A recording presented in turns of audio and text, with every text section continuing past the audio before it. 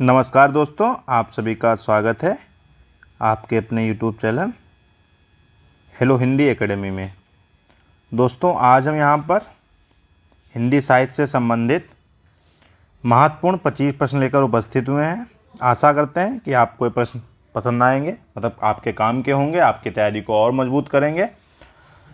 दोस्तों, यह जो क्लास है यह EMRS Eklavya model residential school की जो भर्ती है TGT और PGT के लिए महत्वपूर्ण है, साथ ही UP TGT और PGT, ठीक है, और UGC नेट के लिए भी महत्वपूर्ण है। दोस्तों, आशा करते हैं कि आप सबको पिछली क्लास पसंद आ रही होंगी। उसी कड़ी में ये अगली क्लास है, ठीक है। आप लोग अगर चैनल पर नए हैं तो आपसे हाथ जोड़कर निवेदन है कि चैनल को सब्सक्राइब कर दीजिए। साथ ही दोस्तों, पूरा वीडियो देखिए, अगर पसंद आए तो लाइक कर देना, ठीक है। शुरू करते हैं। पहला प्रश्न है कि नानक देव का जन्म कब हुआ था। तो दोस्तों, नानक देव का जन्म कब हुआ था? 1478 या फिर 1464 या 1469 या फिर 1473 ईस्वी। तो दोस्तों, नानक देव का जो जन्म है वह 1469 ईस्वी में हुआ था। आगे बढ़ते हैं। नानक देव का जन्म कहाँ हुआ था? तो दोस्तों, नानक देव का जन्म कहाँ हुआ था? अमृतसर, लाहौर, फरीदकोट या फिर तलवंडी। तो दोस्तों, नानक देव का जन्म तलवंडी में हुआ था। जन्म कब हुआ था? 1469। और कहाँ हुआ था? तलवंडी ग्राम में। दोस्तों, ये पूछ देता, आपको लग रहा होगा ये काम का नहीं है, लेकिन मैं दावा कर सकता हूँ ये पिछली क्लास में, पिछली परीक्षाओं में पूछा गया है। कई बार ये प्रश्न पूछा जाता है कि जन्म वर्ष क्या है और उनका जन्म स्थान क्या है, ठीक है। नानक देवकृत रचनाएं हैं असादीवार, रहिरासा, नसीहतनामा। दोस्तों, ये जो है असादीवार और रहिरासा, और बा है जपुजी, नसीहतनामा, सा है सोहिला और उपयुक्त सभी। तो दोस्तों, जो 3 का है ऑप्शन डी सही है। उपयुक्त सभी रचनाएं जो हैं वह नानक देव की हैं, ठीक है। असादीवार, रहिरासा, जपूजी, नसीहतनामा और सोहिला, ये सभी रचनाएं नानक देव की हैं। चौथा प्रश्न है दोस्तों, जम्बनाथ से संबंधित संगत कथन है, मतलब जम्बनाथ से संबंधित संगत कथन कौन सा है? आ है ये आजीवन ब्रह्मचारी रहे, ये नाथपंथ से प्रभावित थे, इनका समाधि स्थल समराथल नाम से विख्यात है, या फिर उपयुक्त सभी। तो दोस्तों, जो 4 का है ऑप्शन डी सही है। दोस्तों, ऑप्शन डी सही है, उपयुक्त सभी ऑप्शन सही हैं कि ये आजीवन ब्रह्मचारी रहे, ये नाथपंथ से थे और इनका समाधि स्थल समराथल में नाम से विख्यात है। गगन हमारा बाजे बाजा, मतरफल हाथी, संशय का बल गुरुमुख तोड़ा, 5 पुरुष मेरे साथी, के रचयिता हैं? दोस्तों, गगन हमारा बाजा बाजे, मतरफल हाथी, संशय का बल गुरुमुख तोड़ा, 5 पुरुष मेरे साथी। इसके ऑप्शन देख लेते हैं। संत सींगा, जम्बनाथ, मलूकदास या फिर लालदास। दोस्तों, 5 का ऑप्शन बी सही है। जम्बनाथ जो हैं उनकी ये पंक्तियां हैं। छठे प्रश्न की ओर बढ़ते हैं। निरंजनी संप्रदाय का प्रमुख मठ स्थित है। जो निरंजनी संप्रदाय है का प्रमुख मठ स्थित है कहाँ? तालसर में, डीडवाना में, नगला में या फिर अलख दरीबा में। दोस्तों, 6 का जो है ऑप्शन बा सही है। डीडवाना में निरंजनी संप्रदाय का प्रमुख मठ स्थित है। 7वां प्रश्न है, संत सींगा का जन्म कहाँ हुआ था? पीपासर में, खराड़ी में, खजूर गांव में या फिर फेफरिया ग्राम में। दोस्तों, यहाँ पर जो सा है उसका ऑप्शन 7वां जो प्रश्न है इसका ऑप्शन बा सही है। खराड़ी गांव में संत सींगा का जन्म हुआ था, ठीक है। आगे बढ़ते हैं। गुणग्राही गोविंद गुण गावा, भज भज राम परम पद पावा, पद के रचनाकार हैं। गुणग्राही गोविंद गुण गावा, भज भज राम परम पद पावा, पद के रचनाकार कौन है?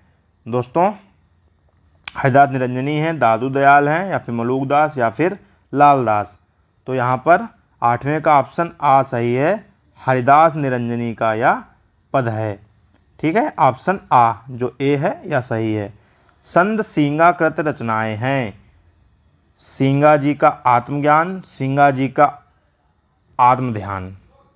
ठीक है, ये 2 रचनाएं हो गई। सींगा जी का आत्मबोध, सींगा जी का नरद, सींगा जी का सरद, सींगा जी का सप्तवार, या फिर उपयुक्त सभी। दोस्तों 9 का जो है ऑप्शन डी जो दा है यह सही है। ये सभी रचनाएं जो हैं संत सींगा की हैं। निम्न में से किस संत का जन्म अलवर के, अलवर होगा दोस्तों, अलवर। ठीक है, काले से ही लिख देते हैं, अलवर के धौली धूप ग्राम में एक मुसलमान परिवार में हुआ था। ऑप्शन मलूकदास, लालदास, बाबा लाल या फिर संत सींगा।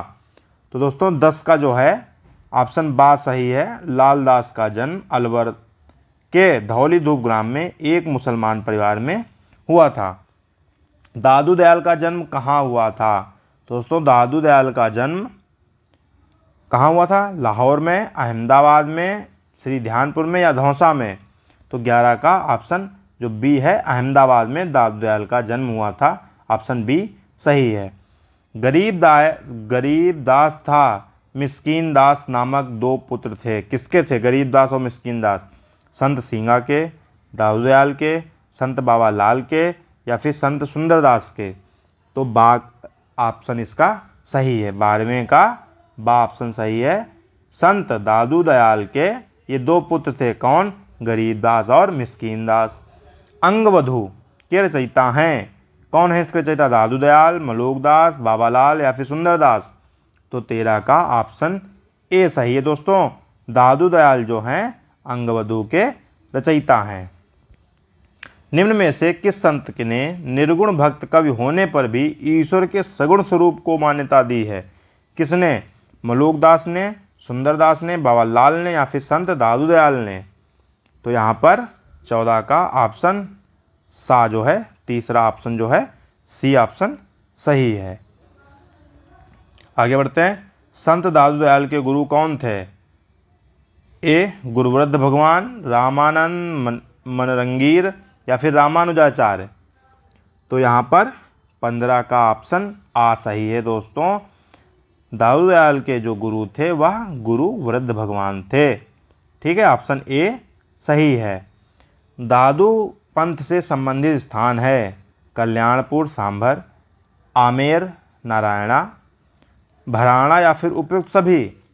तो दोस्तों 16 का ऑप्शन दा सही है कि दादू पंथ से संबंधित स्थान ये जो हैं यह सभी हैं। ठीक है, दादू पंथ से ये जो कल्याणपुर, आमेर, भराणा ये जो हैं सभी स्थान दादू पंथ से संबंधित हैं। मलूकदास कृत रचनाएं हैं ज्ञानबोध, ज्ञान परोक्ष, विभव विभूति, रतन खान या उपयुक्त सभी।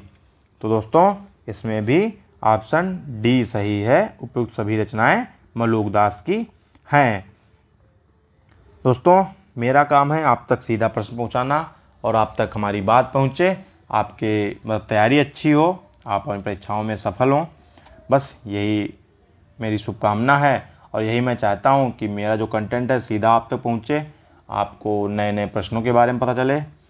और अगर आपको पसंद आ रहा हो वीडियो तो अगर चैनल पर नए हैं तो सब्सक्राइब कर दीजिए हमारे चैनल को, और अगर सब्सक्राइब कर चुके हैं तो दोस्तों साथ शेयर भी कर दीजिए।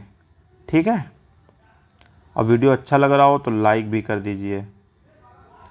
ठीक है, आगे बढ़ते हैं। मलूकदास की रचनाओं में सर्वाधिक महत्वपूर्ण रचना है ज्ञानबोध, रतन खान, 12 खड़ी या फिर सुख सागर। तो दोस्तों 18 का ऑप्शन जो ए है यह सही है। मलूकदास की रचनाओं में सर्वाधिक महत्वपूर्ण रचना है ज्ञानबोध। ज्ञानबोध किसकी रचना है? मलूकदास की। और क्या है सबसे महत्वपूर्ण रचना? भक्ति विवेक में सम्मिलित कथा है काशी नृत्य की कथा, नत तथा बढ़ई की कथा, सिंह तथा श्रृंगाल की कथा, पंडित तथा नागकन्या की कथा या फिर उपयुक्त सभी। तो यहाँ पर 19 का ऑप्शन डी सही है, उपर्युक्त सभी। ठीक है। 20 का बाबा लाल के गुरु कौन थे? बाबा लाल के गुरु कौन थे? केशव भारती, चेतन बाबा या चैतन्य स्वामी जिनको कहा जाता है, दादू दयाल या फिर मनरंगीर। तो दोस्तों 20 का ऑप्शन बा सही है, मतलब बी ऑप्शन सही है 20 का। बाबा लाल के गुरु कौन थे? चैतन्य स्वामी या फिर चेतन बाबा। 21 प्रश्न की ओर बढ़ते हैं। देहा भीतर श्वासे भीतर जीव जीवे, भीतर वासना किस विधि पाइये जी पीयू। देहा भीतर श्वासे भीतर जीव, ठीक है, और जीवे भीतर वासना किस विधि पाइये पीव। पद के रचनाकार कौन हैं? बाबा लाल, सुंदरदास, मलूकदास या फिर रज्जब। तो यहाँ पर 21 का ऑप्शन आ सही है, बाबा लाल की ये पंक्तियाँ हैं, ए ऑप्शन सही है। सुंदरदास के गुरु थे दादू, कांथीपूर्ण, कबीर या फिर केशव भारती। तो दोस्तों सुंदरदास के गुरु दादू दयाल जी थे, ऑप्शन आ जो है ए सही है।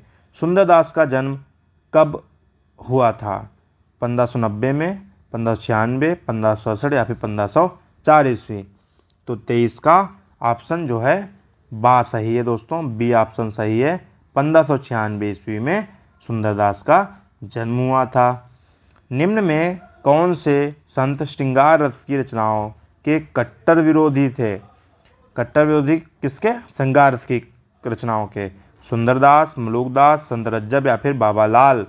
तो यहाँ पर 24 का ऑप्शन ए सही है दोस्तों। सुंदरदास जो हैं वह श्रृंगार रस की रचनाओं के कट्टर विरोधी थे। गुरु अर्जुन देव द्वारा रचित रचना है। गुरु अर्जुन देव द्वारा रचित रचना है सुखमणि, 52 अखरी, 12 मासा या फिर उपर्युक्त सभी। मतलब अर्जुन देव की कौन सी रचनाएं हैं? सुखमणि है या फिर 52 अखरी है या फिर 12 मासा या फिर सभी रचनाएं हैं। तो दोस्तों इसका आप लोग उत्तर हमें कमेंट बॉक्स में दीजिए कि 25 का जो है कौन सा ऑप्शन सही है। ठीक है, आप लोग इसका उत्तर हमें कमेंट बॉक्स में दीजिए। 25वें का मैं नहीं बताऊंगा। और अगर आपको क्लास पसंद आई हो तो वीडियो को लाइक कर दीजिए। अगर चैनल पर नए हैं तो चैनल को सब्सक्राइब कर दीजिए और दोस्तों साथ ये वीडियो भी शेयर कर दीजिए। दोस्तों